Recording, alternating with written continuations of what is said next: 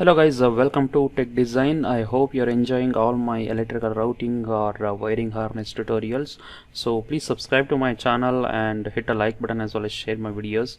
So in this tutorial I'm going to explain you how we can create a fixture port. As you can see here, this is our clamp through which an routing passes. So always fixture port will be created on the clamps and clips so that the routing path should pass through that points. So before going, let us start this tutorial. So I'll just go to qualify part. As you can see here, we have, so here is the fixture port. So what I will do is I'll just create a fixture port on this clamp, and I'll show you how this works.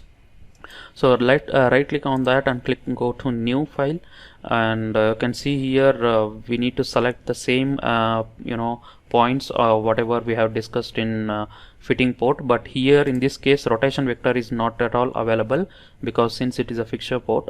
So I'll just give a point. As you can see, this is the origin. I'm just going to select the point, and now I'll just select the center point of this circle, and this is my center point. And now aligning vector should be on this direction, as you can see here. And now we have an extension and back extension. As you can see here, extension is nothing but a forward extension that is along this direction, and back extension is along this direction. So when you are creating any spline path, when you select this point, the routing path will come and connect to this point, and this it will directly go into the next point. But you should have extensions here so that it will travel along that extension. So forward extension I will keep it as a 0 because already it is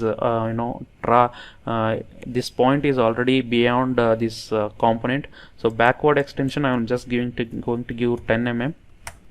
And I'll click OK. So when I click OK, it will be created. You can see here this is a fitting port, fixture port that is created. So how this fixture port works, I'll just show you. Suppose I'm going to select a spline path.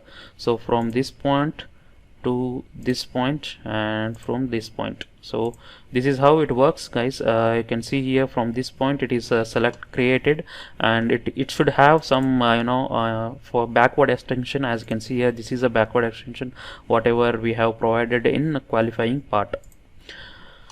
So I hope you enjoyed and understand how this fixture port works. So in the next tutorial I'm just going to explain you multi-port, which is very important. Please stay tuned and subscribe to my channel, hit a like button as well as share my videos. Thank you guys.